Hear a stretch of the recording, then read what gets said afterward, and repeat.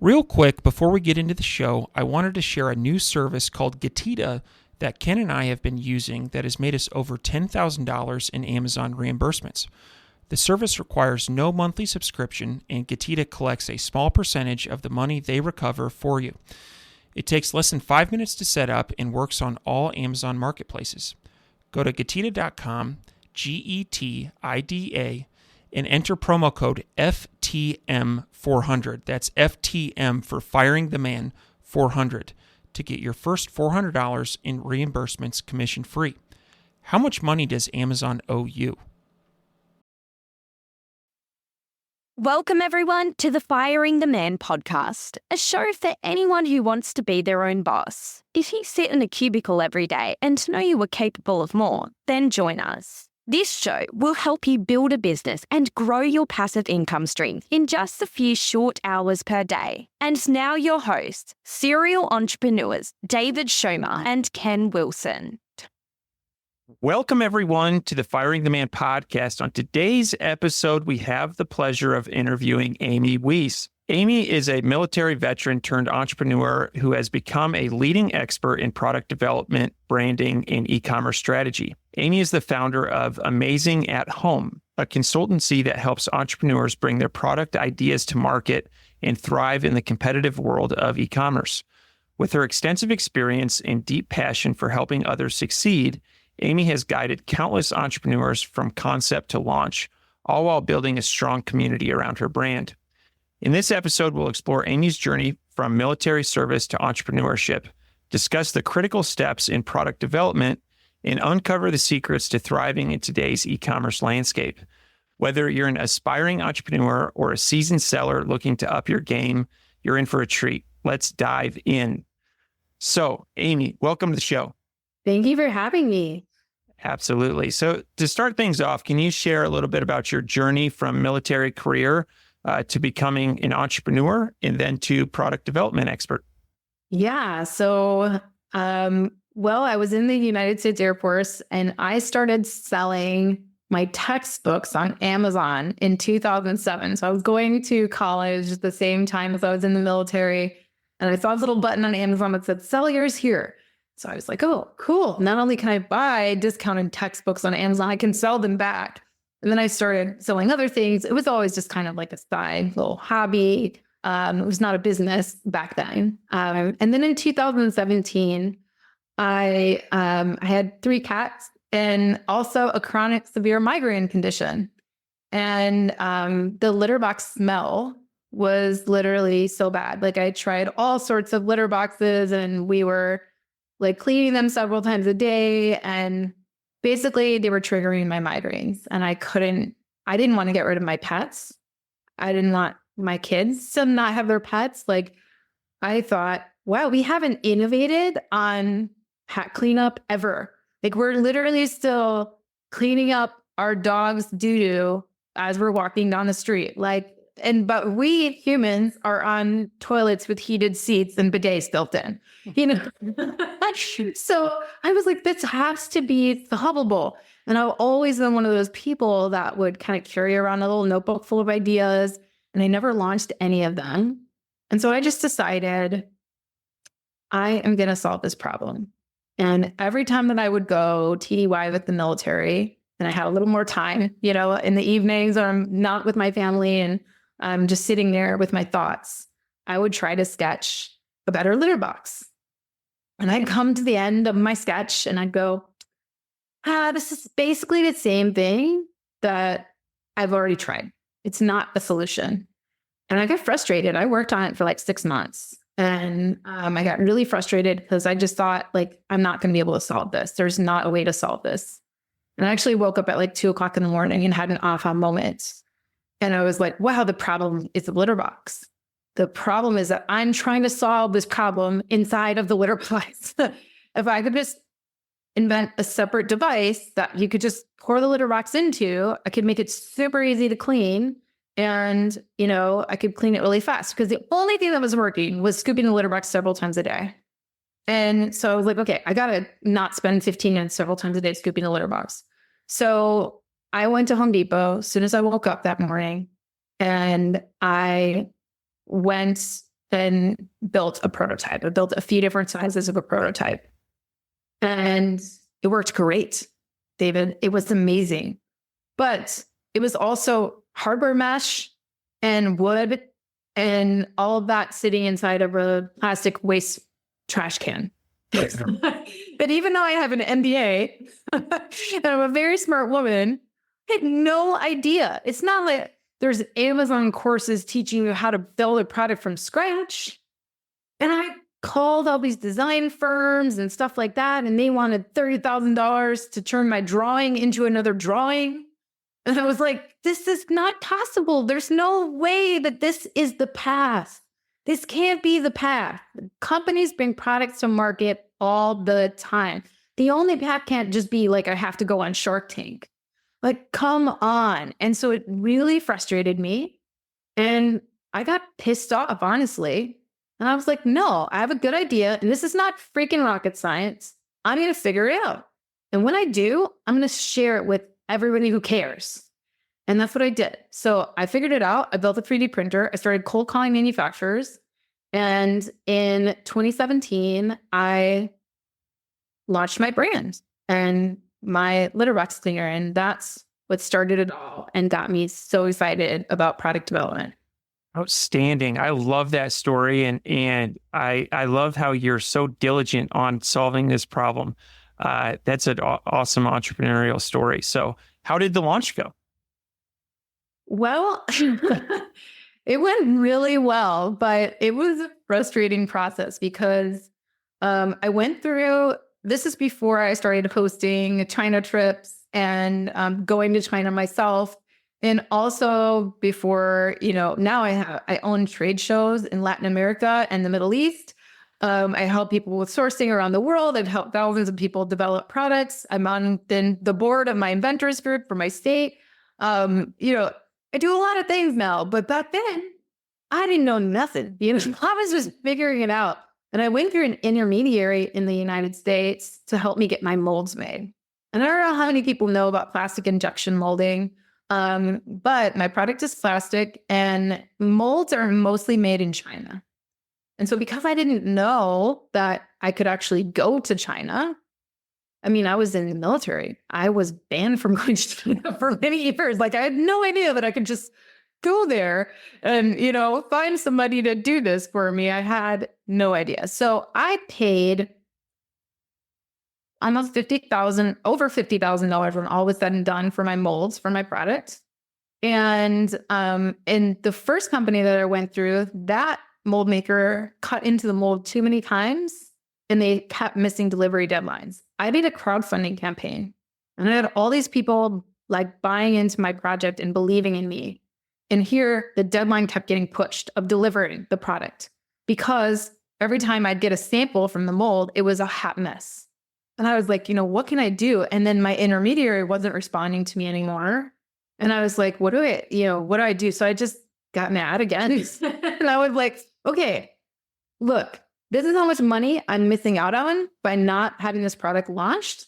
And this is what it's doing to my reputation, blah, blah, blah. I was like, you're either going to go send someone manually in to go inspect this mold and tell me what the heck's going on, or you're either from my lawyer. And they sent someone in to inspect the mold.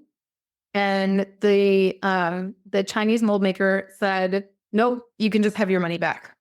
They'd cut into the mold too many times. So I had to start completely over. I had to find a new mold maker, a new manufacturer in the US. By the way, I manufacture the product in the US. So the whole thing I had to start completely over. So talk about grit, talk about digging your heels in, because I had people that believed in me and I believed in this product. I was still using my prototype and I never wanted to go back to scooping a litter box again in my life. That's outstanding. That's outstanding. And also there are a lot of people that would have quit throughout a lot of steps in that process. And so good on you for persevering and pushing that through. So for entrepreneurs that are interested in bringing their ideas to life, what are the steps in that product development process? Yeah. So, I think the first thing is validating your idea.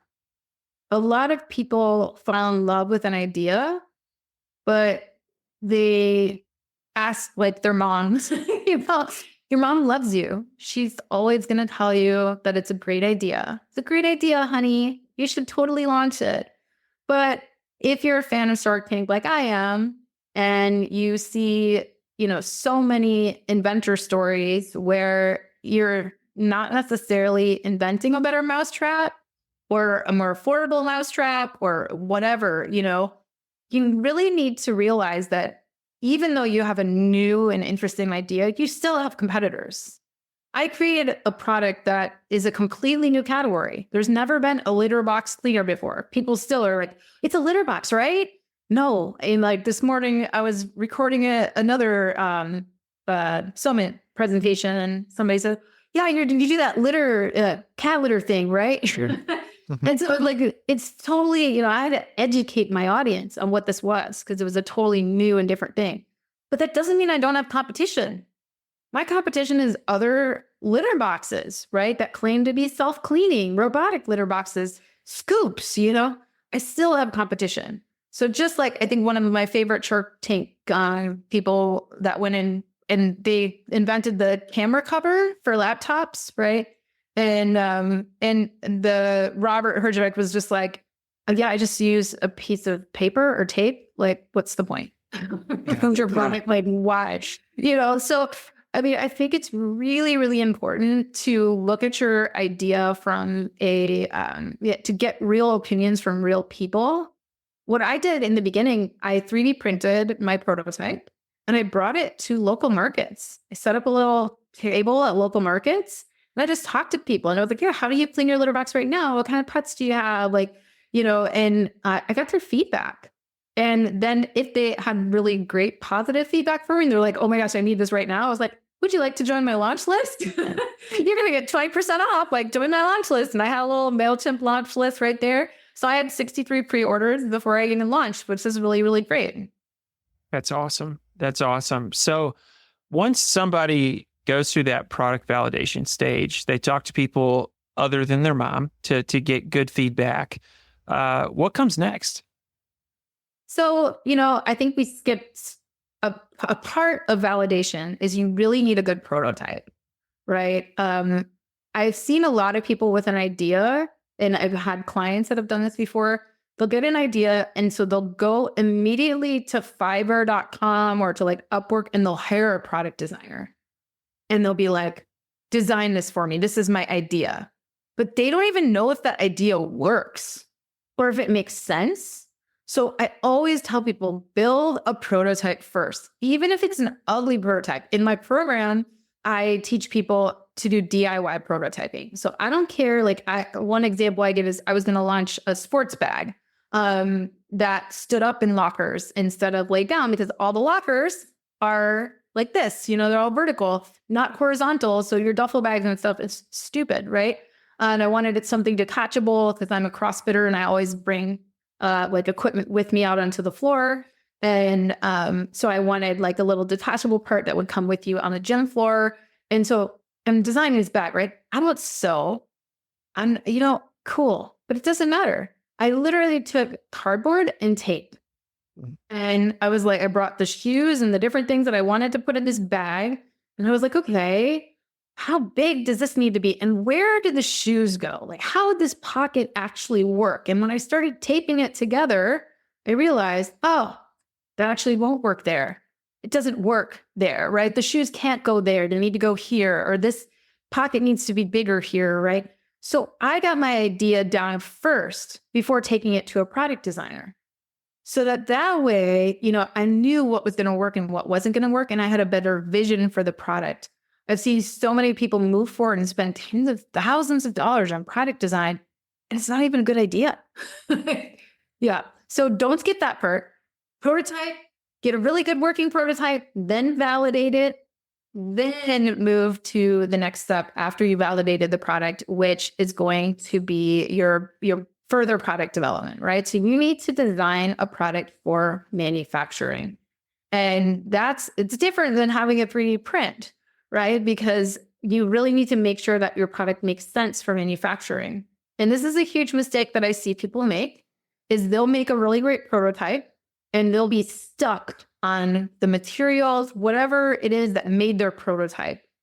Instead of talking to a manufacturer and actually seeing what they already have, what they're already specialized in, their experience, and letting them help in deciding on the materials, because you really want to make sure that it's a profitable product. You need to make sure you can source it at a price. Don't hope you can sell it for a price. Look at the market, make sure you're competitive, and you have a target price for your manufacturing. So you really need to work together to make sure you can meet your target price, that you're flexible on your materials, and that you're working with your manufacturing partner to make that happen. I like it. I really like it.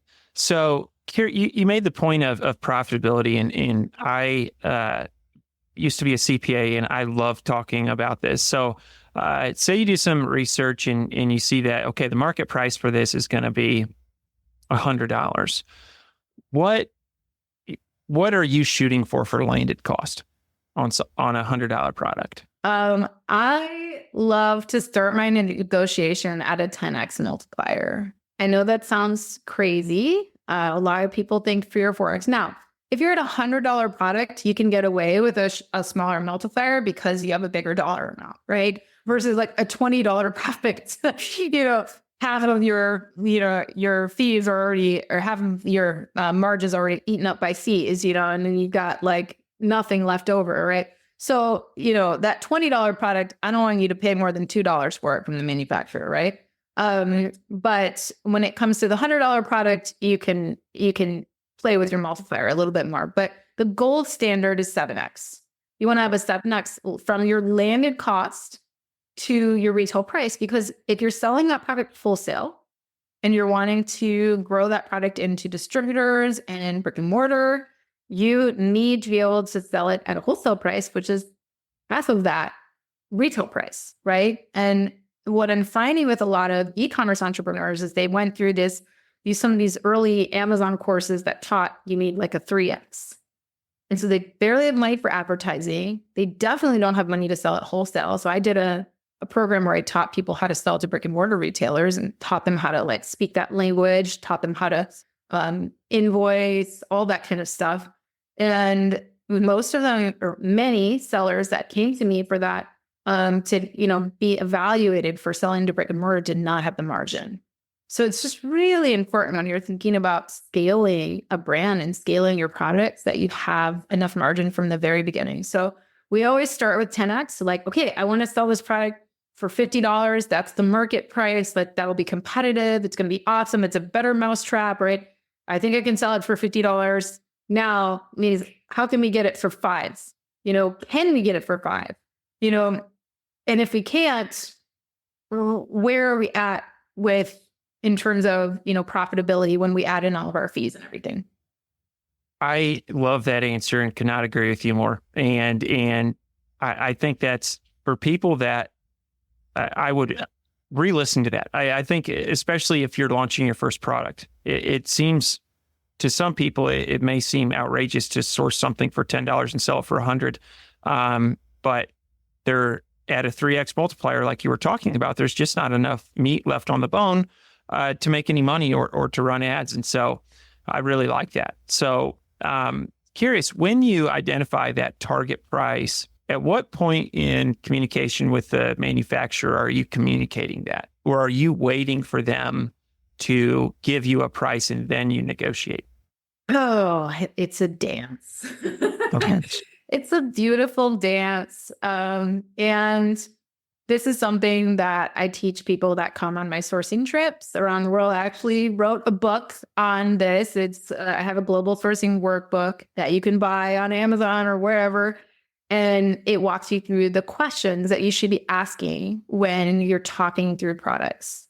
And the way that I train people on this, so I was a trainer in the military. So people often tell me, like, you have a way of explaining things that I just understand. And it's because I had to take very complex things and break them down to a third grade level. So the way that I explain the dance of negotiation with your suppliers is dating. So, like the first phase, you don't really know them. They don't really know you. So you're not going to just go up to them. You're not shopping. If you're at a trade show or whatever, you're not going to just go up to them and be like, yeah, excuse me, how much is this? You're going to start just by talking about the product. Like, hey, can you tell me more about this product? First of all, if you're sourcing for a unique product, you don't give up your idea from the very beginning, nothing like that until you're in contract with your supplier. But you can source what I call a decoy. So there's going to be a product that's similar to yours.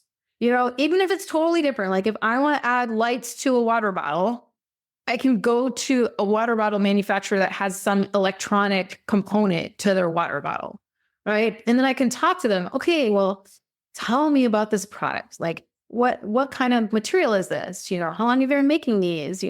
And so that's the first phase of your day. You're just talking about the product. You wish to learn more about it. And you're not giving up too much information, right?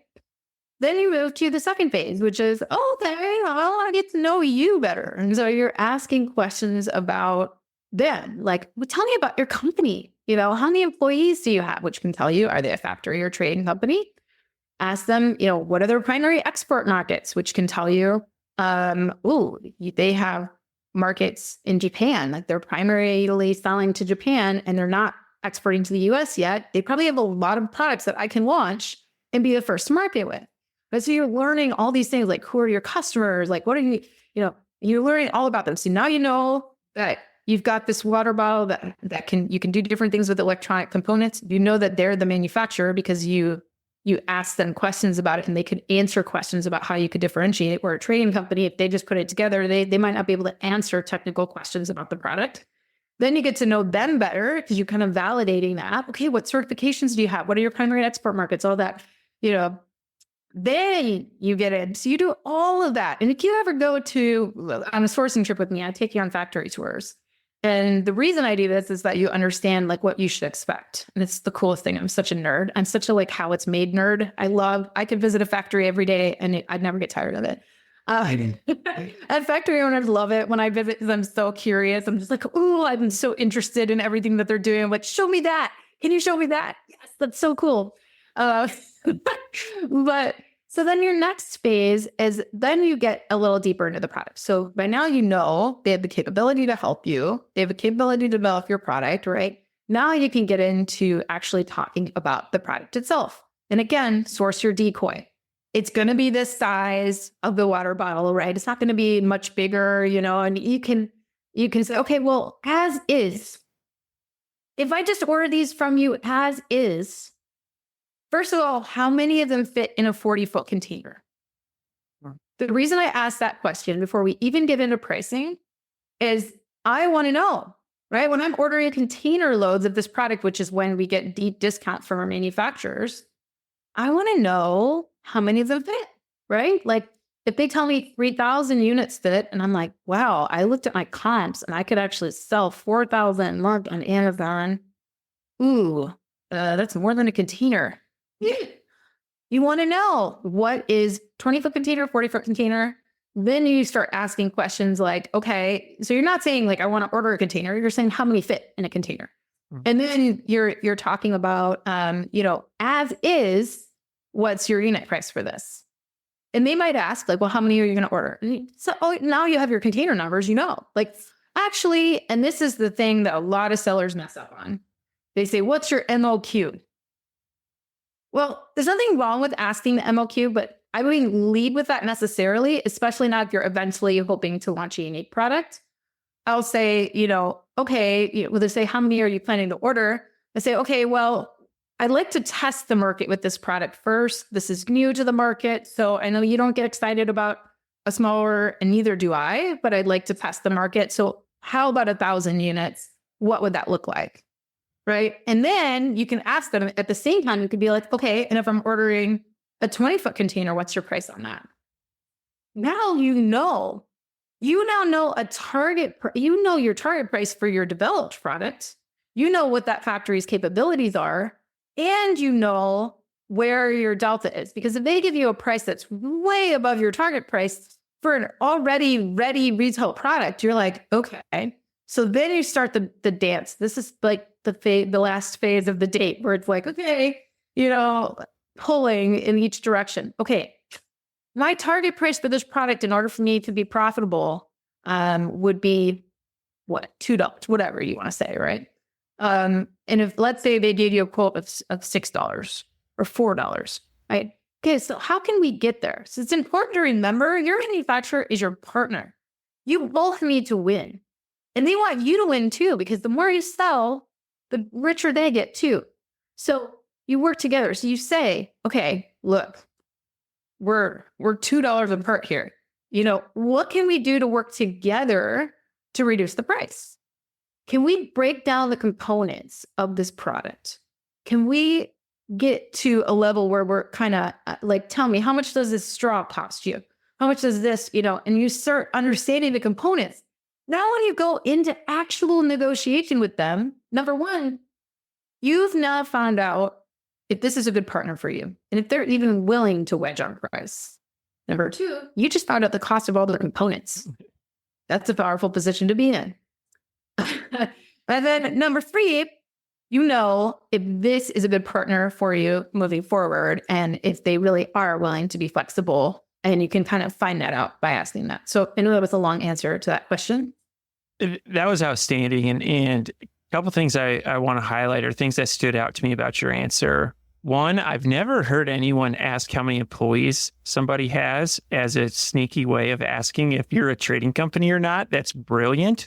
As well as your commentary on how many fit into a container. I think from a supplier standpoint or a manufacturer standpoint, that makes them think, oh, this person they want to order a container.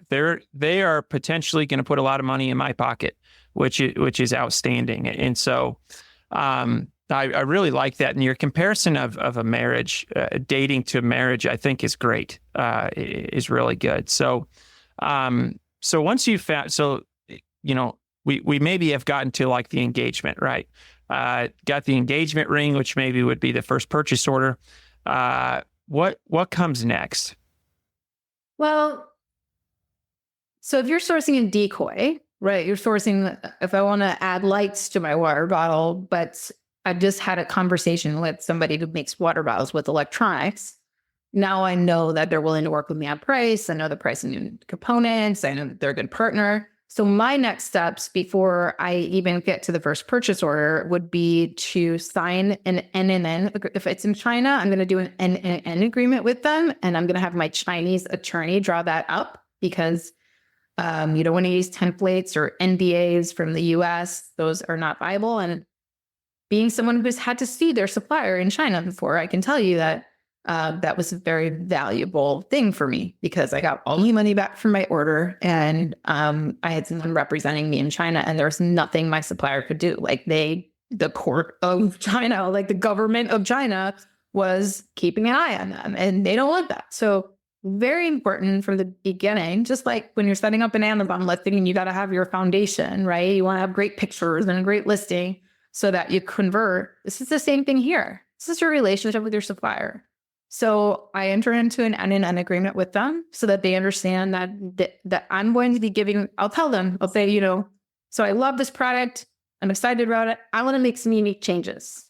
And so I'm going to be sending you my designs. But before I do that, it's very important. These are proprietary intellectual property to my company. So I will be sending you an NNN agreement to sign so that you know that it's important to not release this information and make sure they agree to that. And then I have my attorney, go over the contract with them. They sign it. And then, okay, now let's have a meeting. I'm going to tell you about what I want to do. I want to add lights here, whatever, and, you're sending them your designs, all of that. And the thing that the attorney does that's key as well, it's not just the agreement. They also check their business records. They check their financial records to make sure that they would actually be able to be financially responsible and that they're not in any trouble for, them to actually be a good manufacturer for you. So I would be doing a factory audit. And then I would have my attorney do those things. And then once I have that contract then meet with them and, okay, let's get to work. Like, we're developing this product and we're working on everything. And then they're going to make the first sample for you. And you might go back and forth with a few samples. If you go in person to meet them, even better. That's been such a blessing for me. It's amazing. I spent $50,000 on my molds the first time. And that same mold I could have got in China myself for $13,000. So most people who come with me to China save an average of 50% on their products using my methods, understanding how to source, understanding how to build relationships. 50% is our average savings. So it's like a free trip plus some. It's totally beneficial for them. But you enter that contract, you have them make a sample. Once the samples are good, then you do your purchase order. We also do something called the general conditions agreement. And the general conditions agreement in China is an agreement that goes over your pricing terms, because you want to negotiate terms from the very beginning. And you can keep those terms for 3 to 5 year period. It also identifies that if a sample or if they start production and they fail an inspection, what has to happen? Who pays for the second inspection? What is the timeline for delivery from order to production to actually delivery? All of that is outlined in the general conditions agreement, and that's good for 3 to 5 years. So then, you are kind of moved to the top of the list when it comes to hey, I need to make an order and it's Q4 and you've got a bunch of other customers. Well, you have a contract with me. So, that's just the way that it works. So it's how to be a pro, right? So you've got your agreements, you do your purchase order, and it also makes purchase orders very easy. You don't have to add a bunch of stuff to the purchase order. You've already covered that in the general conditions agreement, and that protects you for many years. And it protects them too, so it's a partnership. And then that's it. You do your inspections, never skip an inspection. Never, ever, ever, even if that supplier has been your supplier for years, because every Chinese New Year, their turnover is huge. So you might have different people making your products every time. So never skip an inspection. Get your products inspected. When you're first ordering a new product, you want to do a mid-production inspection, not a post-production inspection, because you don't want them to completely finish production and then the whole thing be screwed up and you have to do it over again. You want to stop them in the middle of production, make sure everything is good. It's like $200. Are you kidding me? So worth it. And then do another inspection before it leaves the warehouse or before it leaves the supplier, then gets on a boat. Awesome. So it's on a boat, it's on its way. And say the entrepreneur has decided that they are going to launch on Amazon. What are some common mistakes you see Amazon sellers make when launching a product? Oh my goodness. Okay, so launch list is a big one. A lot of sellers just ran a Amazon only launch and they don't get people excited about their brand and their product before they launch.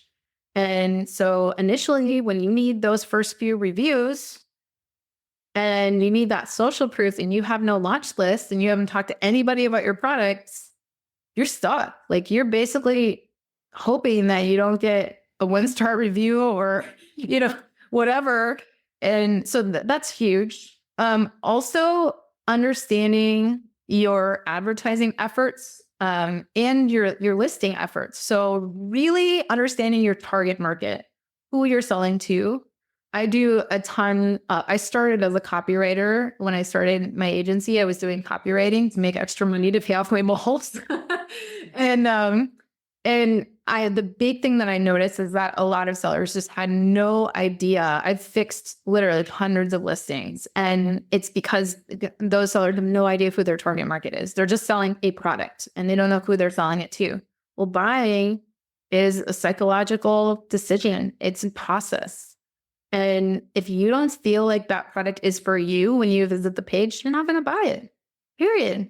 And so I would say, understand your market, understand your competition so that you're coming out with a really great offer, have a marketing plan both on and off of Amazon, understand, what you're doing with your funnel. Always build your bottom of funnel channels out first and then build your middle, then build your top of funnel, right? But I think a lot of new sellers, they just get stuck trying to do everything at once.